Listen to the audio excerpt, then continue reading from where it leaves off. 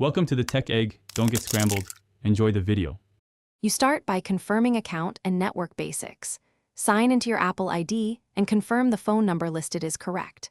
Once done, on the iPhone, check settings, phone my number, and make any edits, then restart the device to refresh network registration.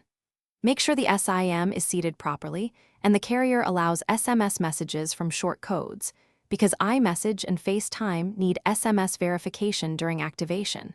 If you use a dual SIM, note which line is set as primary. Next, disable iMessage and FaceTime and fully sign out of your Apple ID in both services. Once signed out, power cycle the iPhone and, if possible, remove and reinsert the SIM to force a fresh network handshake. After the restart, sign back into your Apple ID and re-enable iMessage and FaceTime. Make sure under send and receive your phone number is checked. This forces activation and triggers the SMS activation process. Watch for any carrier messages and allow a few minutes for Finish by verifying settings. Messages send and receive lists your phone number and email with a check mark, and test sending an iMessage to confirm blue bubbles.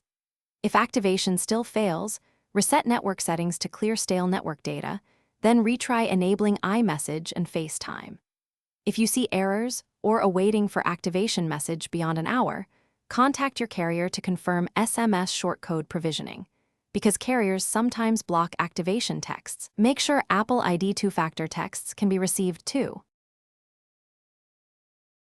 Thanks for watching. Consider subscribing if I helped unscramble your problems.